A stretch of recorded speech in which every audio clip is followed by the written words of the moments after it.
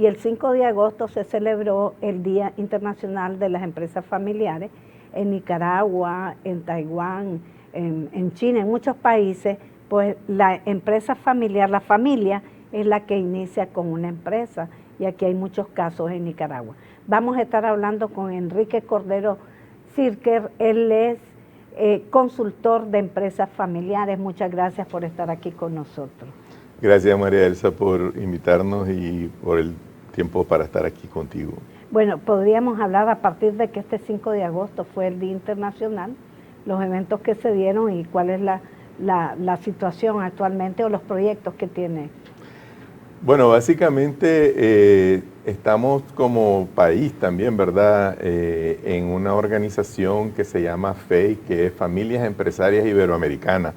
Ese es algo que acaba de comenzar un gran amigo, Andrés Vial, y Fernando Todd de México, y Andrés es de Chile, y se propusieron a juntar a más de 21 países iberoamericanos con el fin de que celebráramos un seminario a nivel iberoamericano, invitáramos a 10 empresarios y sucesores del país, de cada país, acompañados por un asesor, en este caso su servidor. Pues entonces llevamos a 10 miembros, pero llevarlos es ponerlos en línea, ¿verdad? Porque todo ahora es en línea.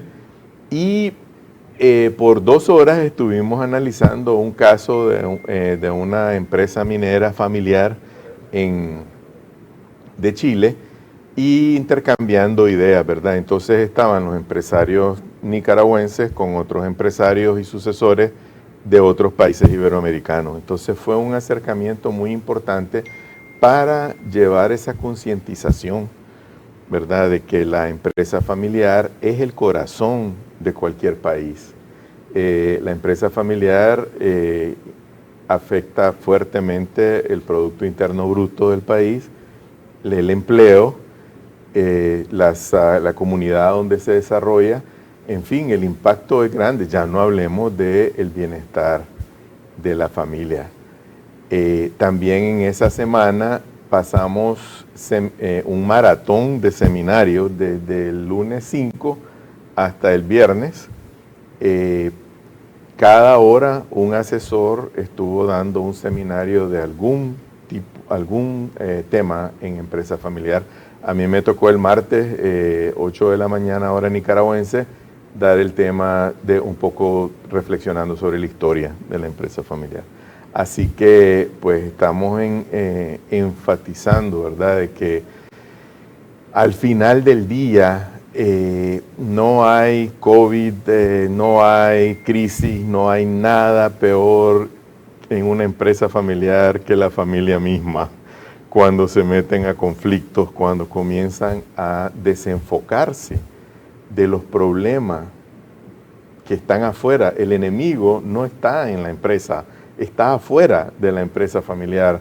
Y no es ni enemigo, sino que la competencia y el entorno y las dificultades. Y la mayoría de las empresas pueden sobrevivir estas cosas, pero muy difícil que sobrevivan un conflicto familiar. Sí, y aquí en Nicaragua, ¿cómo está la empresa familiar? Ahí bastante, ¿verdad?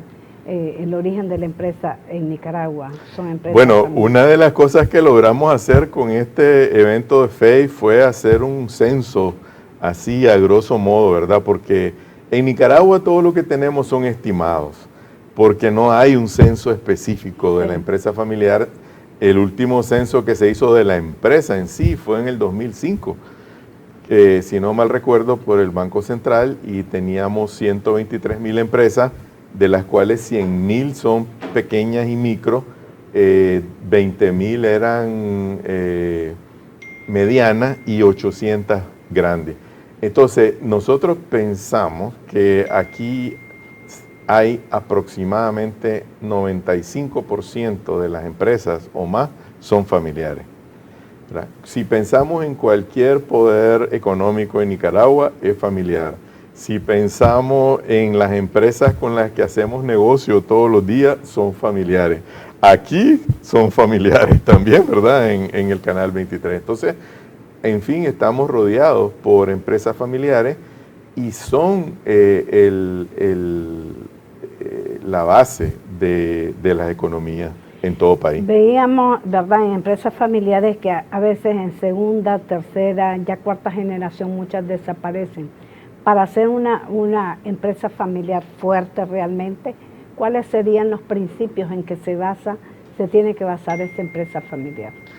Bueno, nosotros como asesores de empresas familiares atacamos los principales fuentes de conflicto, porque lo que hay que atacar es el conflicto en la familia empresaria. Y eso tiene que ver con, uno, tener una visión compartida. O sea, la familia tiene que jalar la carreta en una misma dirección. No puede ser que un hermano piense que el negocio es para hacer esto y el otro piensa que es para otra cosa, ¿verdad? Y eso pasa ya en segunda generación, cuando hay 2, 3, 4 hermanos, pues ya cada uno tiene que sentarse y decir hacia dónde vamos a jalar esto. Y eso los trae al segundo punto que reduce la fuente de conflicto en empresa familiar, y es establecer órganos de gobierno en la empresa familiar. ¿Y qué quiere decir eso? Poner órganos en la familia, órganos de gobierno en la empresa y órganos de gobierno en la gestión. ¿Y para qué? Bueno, porque estas son las instancias en donde se toman las grandes decisiones estratégicas, operativas y de familia para también manejar lo que se llama el protocolo familiar. Una familia debe tener un protocolo y debe de tener a los miembros de la familia en su empresa que en realidad aporten y agreguen valor. Porque a veces contratamos a la familia porque es familia y no porque en realidad sea el mejor pitcher, sí, ¿verdad?